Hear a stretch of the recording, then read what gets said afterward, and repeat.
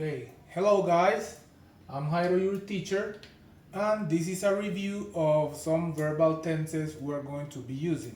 Esta va a ser un repaso de 4 tiempos verbales que vamos a utilizar para expresar todo lo relacionado con las formas de ayudar a las otras personas, que es lo que estamos viendo en esta unidad, ¿cierto? En primer lugar, tenemos el simple present. El simple present nos sirve para expresar verdades generales. For example, doctors and nurses take care of injured and sick people. ¿Cierto? Los médicos y las enfermeras cuidan personas lesionadas y enfermas. Eso es una verdad general, ese es el ideal. ¿Cierto? También nos puede servir para hablar de cosas que suceden en el tiempo y que son casi que incambiables. ¿Cierto? Por ejemplo, cuando yo voy a decir, it is important to be there for your family and friends. Es importante estar ahí para tu familia y amigos. Además que es una verdad general, es algo que se supone que no cambia, ¿cierto? ¿Cómo formo este simple present? En afirmativo, ¿cierto? Únicamente yo cojo la palabra, ¿cierto? El verbo que necesito y lo dejo normal, por decirlo de alguna manera. Es decir, si el infinitivo o la palabra sin conjugar, el verbo sin conjugar en inglés es cuidar, take care, yo no lo muevo, ni le agrego, ni le quito nada, lo dejo tal cual, ¿cierto? Por eso aquí queda doctors and nurses take care of injured and sick people, ¿cierto?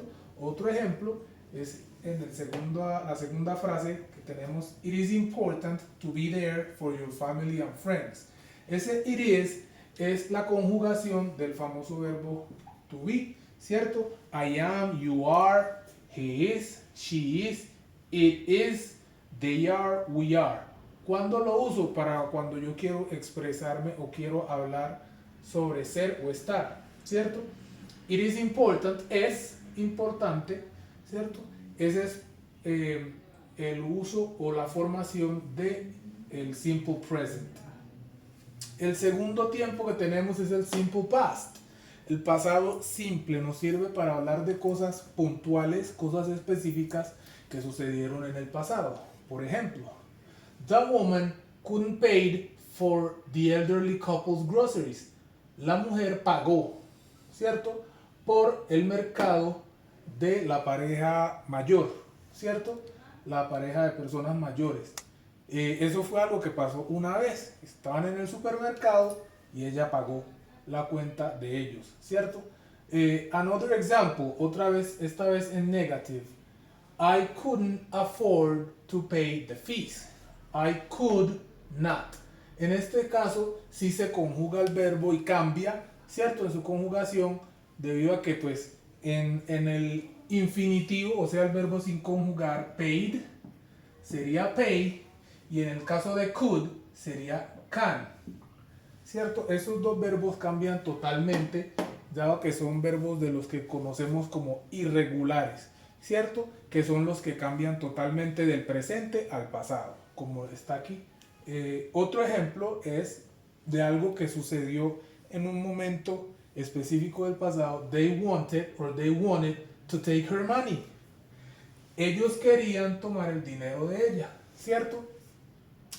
Para estos verbos que se conocen como regulares, es mucho más fácil su conjugación, pues solamente del presente, que en este caso sería want, querer, se le agrega ed, wanted, ¿cierto? Esos son más fáciles. Entonces, en el pasado simple tenemos dos tipos de conjugaciones. Las conjugaciones regulares, a las que yo solamente les agrego ed, y las irregulares, que cambian totalmente, ¿cierto?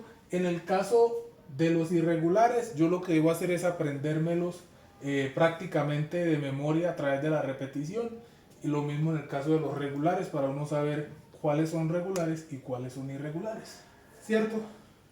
Pasamos a la segunda parte, donde tenemos los dos tiempos que se pueden decir compuestos, porque se arman a través de dos componentes, ¿cierto? 1, 2, 1, 2, 1, 2, 1, 2, ¿cierto? Y esos tiempos son, en este caso, el present continuous o presente continuo que utilizamos normalmente para hablar de cosas que están sucediendo en el momento, o por lo menos en este caso, ¿cierto? Que queremos expresar formas de ayudar a las demás personas. Eh, por ejemplo, I am running errands for my busy friends, ¿cierto? Yo estoy haciendo mandados para mis amigos que están ocupados. Esto es lo que en español conocemos como el famoso ando endo, ¿cierto? Que en inglés no hay dos opciones como en español que es ando endo, sino una sola, ing o ing, ¿cierto?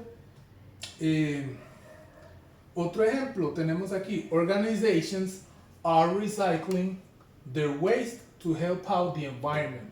Las organizaciones están reciclando sus desperdicios para ayudar al ambiente, ¿cierto? Son cosas que están sucediendo actualmente y se están desarrollando. ¿Cómo lo voy a formar yo?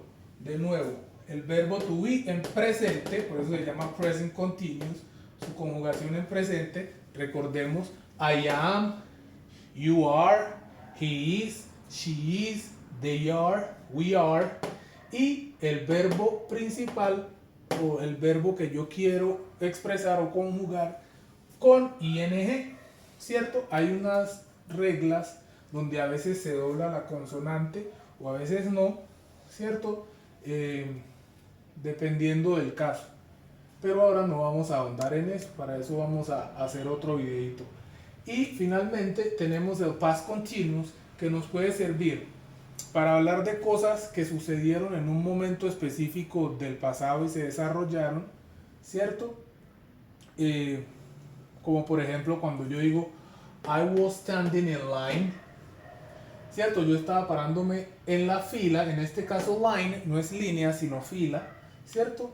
Teniendo en cuenta pues el contexto del video del que sacamos la frase, o nos sirve también para de alguna manera ambientar lo que sucedía en un momento cuando pasó la acción puntual.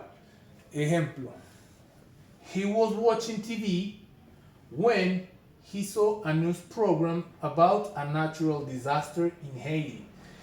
¿Qué quiere decir esto? He was watching TV, él estaba viendo televisión. Ahí estamos dando como un ambiente, un contexto a la situación para hablar de algo puntual que sucedió. When he saw a news program about a natural disaster in Haiti. Estaba viendo televisión cuando vio un programa de noticias sobre un desastre natural en Haití.